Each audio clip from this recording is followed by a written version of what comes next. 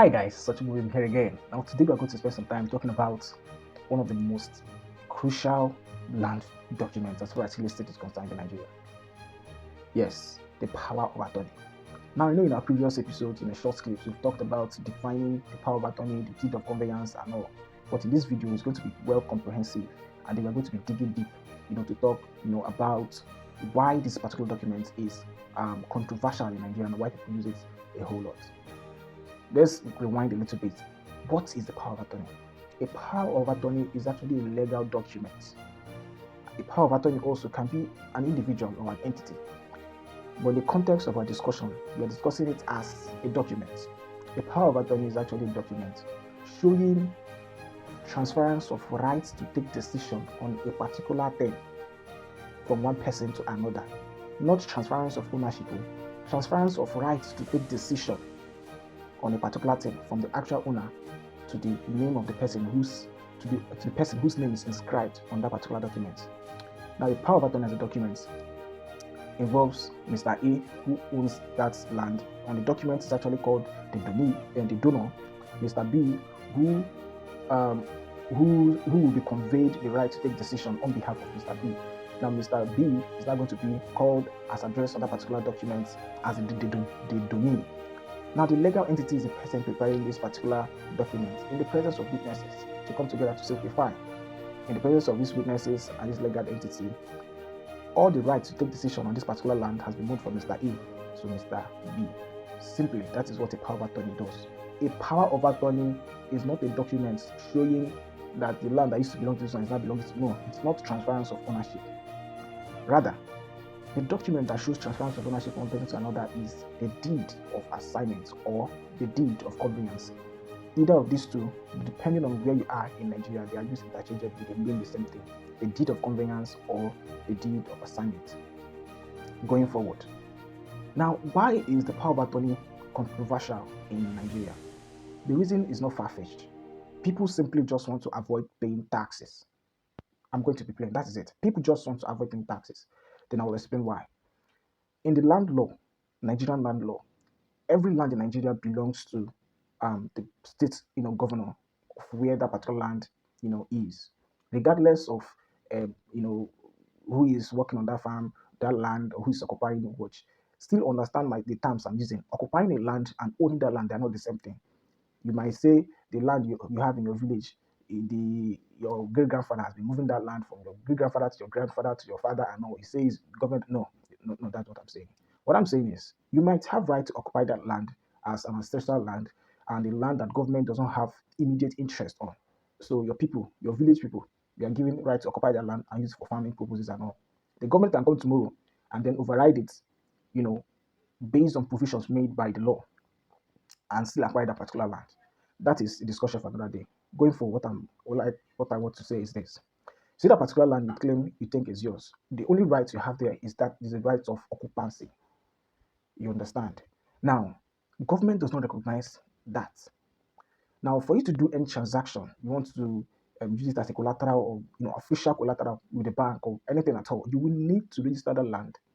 So you need to do the survey, register it at the ministry, and then process a legal document called the deed of conveyance, showing that this particular land actually belongs to you. And with implication, you now start paying taxes on that particular land. You get the point. Now, why do people use power of attorney in place of deed of conveyance? I will explain why. In the power of attorney, the bone of contention is who is going to take decision on this particular land. I don't want to pay taxes. So they ask, okay, fine, let's go with the easy way. Let's strip this particular owner of the right to take decision on this land. The land still belongs to him, but then he cannot do anything with it. He can't take any decision.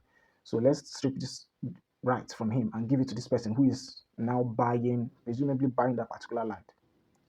Now, if you check on every power of attorney produced in Nigeria, most of them, you will see that there's a place, a blank always left for dates. That dates, section is always left blank in say 99.9% of every power of attorney. It is left blank, for a purpose and is intentional. The reason is this, so that peradventure, anytime in the future, when the owner now decides to register the land or wants to process his CFO, certificate of occupancy, from the government, he will need to convert that power of attorney to a deed of assignment. Now, in the process of converting it, he will now append the current date instead of the date when the transaction was made. Say, for instance, a power of attorney might be up to say 20, 50 years, which is supposed to have accrued taxes over the years. You get the point. So that is it basically.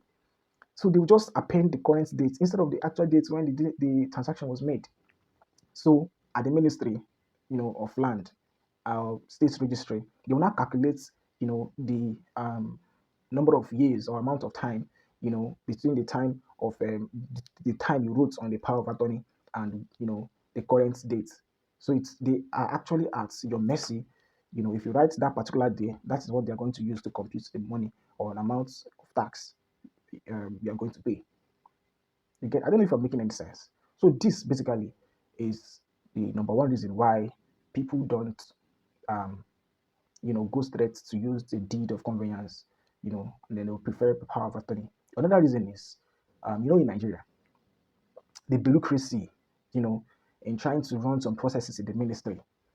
For instance, now you want to, instead of going straight forward to meet a private, lawyer, to prepare the documents and then sharp sharp, the transaction is done. If it were to be for a deed of conveyance, you will need to go through the processes. You first things first, you survey the land, not just surveying the land. You will register the land at the ministry and process what they call certificate of deposits (COD) from ministries of land, with which you will now use to start processing the deed of conveyance or deed of assignment, as the case may be. So it takes some time, and then depending on who at the ministry or the registry to help you process this, and it could be faster if you know people or if you know your way around in the ministry. It could also take some time if you don't know anybody. Judging from how our ministries work. You get the point. So just two reasons why people instead choose to go for the power of attorney rather than the actual document, the rightful document, the deed of conveyance or assignment, as the case may be. You get the point. You get the points now. All right. Now, if you have any question or any contribution, just feel free to drop in the comment section. I'll be glad to follow up with you. Thank you. See you next time.